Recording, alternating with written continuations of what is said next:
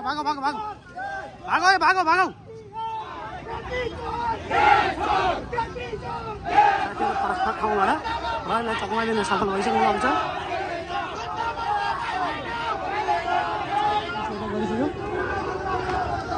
अवस्था छ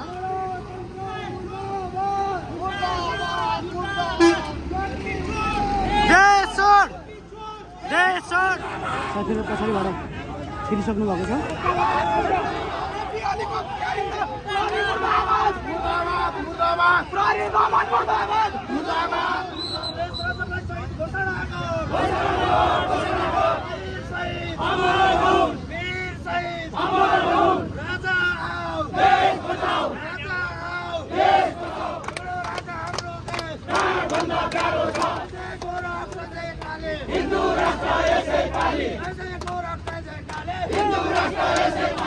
सबैजनामा नमस्ते म कृष्ण बराल मेरो नयाँ ब्लगमा तपाईहरुलाई स्वागत छ आज चाहिँ यहाँ राष्ट्रवादी पार्टीले हिजो रविन्द्र मिश्र डबल सन्थाना लगायतलाई गरिएको चाहिँ प्रदर्शनमा जुन झुटा मुद्दा लगाएर आज नयाँ थप गरे त्यसको विरुद्धमा राङ्के जुलुसको तयारी गरिरहेको छ र अहिले यो राङ्के जुलुसको राङ्कोहरू गाडीमा लोड गरेर अगाडि लाने काम हुँदैछ तपाईहरुलाई आज म विस्तृत देखाउँदैछु यो भिडियोमा साथीहरु छटिसक्नु भएको छ अहिले हामी चाहिँ पिरिचोकमा राङ्के जुलुस निस्किसकेपछि र साथीहरुले यहाँ फिर्के यो पृथ्वी राजमार्ग बसमा समितिबाट राङ्के जुलुस निकाल्न सक्नुभएको अवस्था छ भने उतापट्टिबाट जिरोको साथीहरुले फेरि उताबाट निकाल्नु हुनेछ केपी चोर देश छोड्को नारा लगाइरहेछ गणतन्त्रवादी साथीहरुले हेरौँ बुझौँ र एउटा कुरा चाहिँ के बुझौँ भने अहिलेको यो भ्रष्टाचार योले जनताहरू आक्रान्त छन् र यो अवस्थामा तपाईहरु यदि अहिले पनि यिनै नेताहरूसँग आश गर्नुहुन्छ भने त्यो मूर्खता त बाहेक अरू केही हुन सक्दैन र यसको नेतृत्वले राप्रपाले गरिरहेछ सबैलाई एकजुट हुन पनि राप्रपाले अनुरोध गर्दछ यो अहिलेको व्यवस्थाको अन्त्य जरुरी छ र यसको लागि अहिले पोखरामा राप्रपाले विशाल मसान जुलुसको तयारी गरिरहेछ केही साथीहरु अगाडि बढिसकेको अवस्था छ भने साथीहरु यताबाट अगाडि बढ्दै गरेको अवस्था त्यहाँ अगाडि पुलिस छ ठुलोमा संख्यामा यता साथीहरु हुनुहुन्छ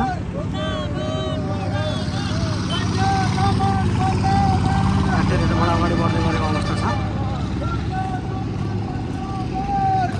भने यो पुलिस चाहिँ ठुलो संख्यामा परिचालन गरेको हुन्छ साथीहरु पुलिसले चकमाइदिनको लागि विभिन्न ठाउँबाट निस्किने तयारी गर्नु भएको छ यो एउटा चाहिँ अहिले 0 किलोमिटरबाट अगाडि बढिरहेको छ भने अर्को टोली फेरि अर्को साइडबाट निस्किनेछ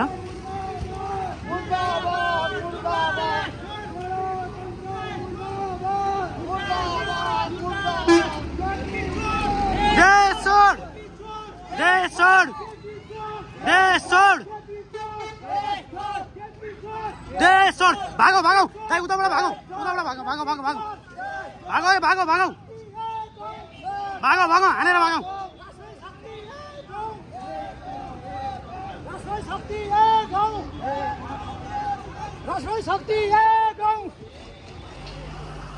यहाँ ठुलो मात्रामा पुलिस परिचालन गरिसकेको अवस्था छ र साथीहरूले यहाँनिर चाहिँ अर्को साइडबाट पनि मसल आइसकेको छ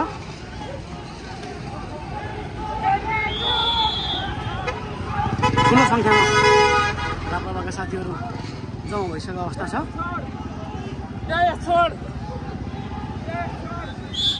बोला भाइ भागौ भागौ भागौ केपी चोर देश छोड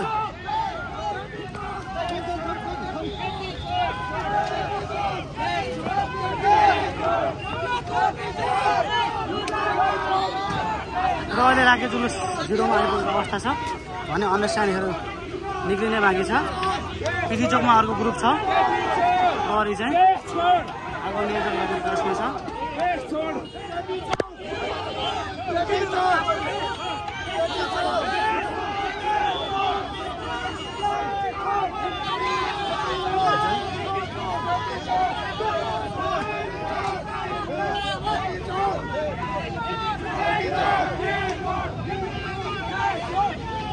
ठुलो मात्रामा प्रहरी परिचालन गरेको अवस्था छ र गणतन्त्रको अन्त्य निश्चित छ। तपाईँहरू पनि आफ्नो ठाउँमा तयारी गर्नु होला। उताबाट साथीहरू निस्किसकेको अवस्था छ, पछाडिबाट ब्याक फायर सुरु भइसकेको छ, अर्को ग्रुप यहाँ आइसकेको छ। तपाईँहरूलाई चाहिँ अहिले झुकाउने क्रम जारी छ। साथीहरू पछाडिबाट छिरिसक्नु भएको छ।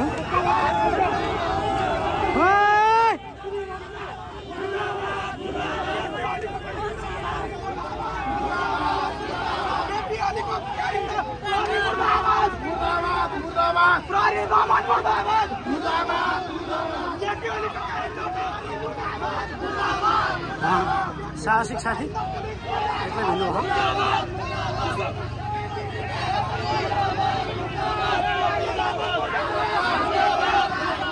फेरि यताबाट अर्को जुलुस आइपुगेको छ। साथीहरू फरक फरक ठाउँबाट रयलाई चकमाइदिन सफल भइसक्नु भएको छ।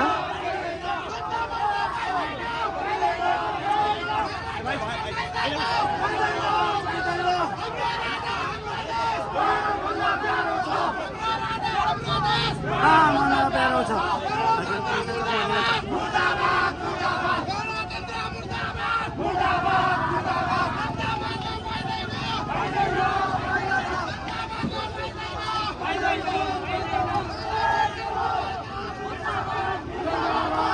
यहाँ विजयजी एक्लै सिङ्गल अहिलेसम्म भिडिराख्नुको अवस्था छ। पहाडी पुलिसले यता गरिसक्यो, बसिरहेको अवस्था छ भने यता हाम्रो टोनी दाई अहिलेसम्म त्यस्तो भेट्न सकेको छैन।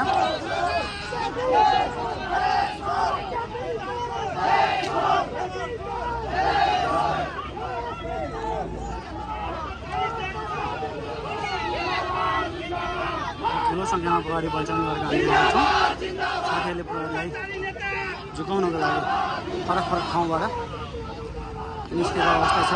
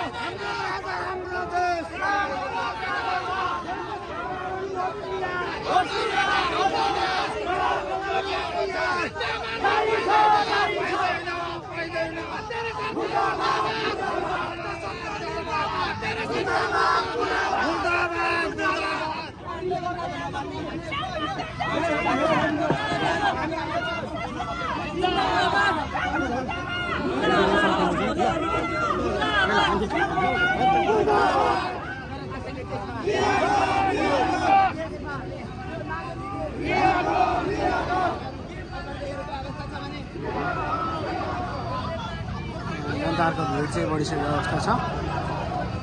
अनि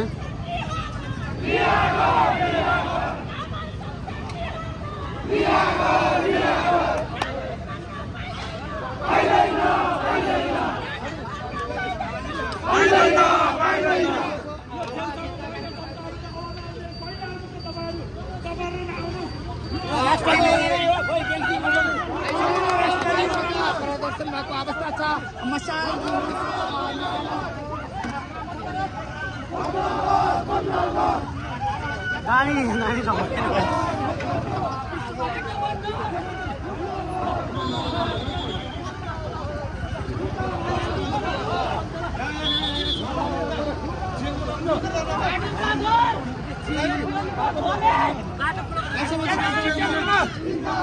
विजयजी यता देखाउँ यता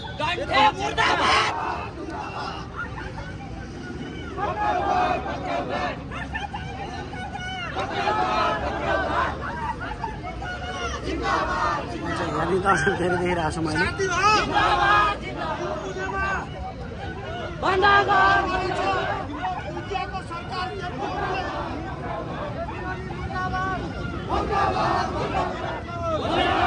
सरकार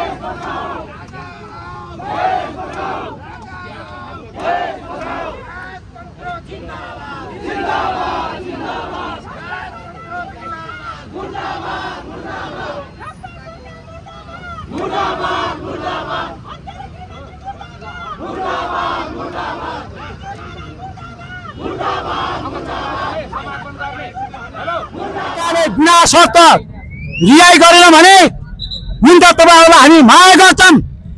हामी भनेको चाहिँ नेपालको इतिहासमा जन्मभूमि आमाको आँसु पुस्नको लागि देशले रगत माग्यो भने हिजो त खाते प्रचण्डले त्यो आतंककारी शेरबहादुरले र केपी ओली चुरोले सिकाएको नीतिलाई अन्त्य गर्ने काममा कुनै पनि किसिमको युद्ध गर्न तयार भएको कुरा म अनुरोध गर्न चाहन्छु।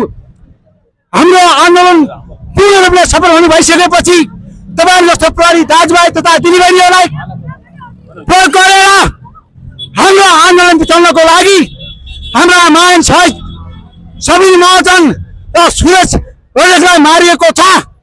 सुरज रोजक पत्रकारलाई किन मारेको छ तपाईलाई थाहा छ?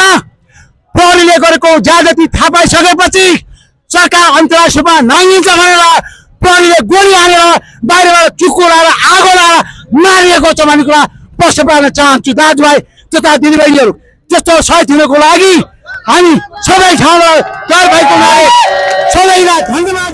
राङ्गी जुलुसको कार्यक्रम समापन भइसकेपछि साथीहरू चाहिँ यो लौडीहरू आफै व्यवस्थापन गर्छ भन्ने कुरा गर्नुभयो। त्यसमा प्रहरीले चाहिँ फेरि बाँडिन्छ भनेर प्रहरी आफैले हामी व्यवस्थापन प्रहरीले आफै व्यवस्थापन गरिदिन्छु भनिसकेपछि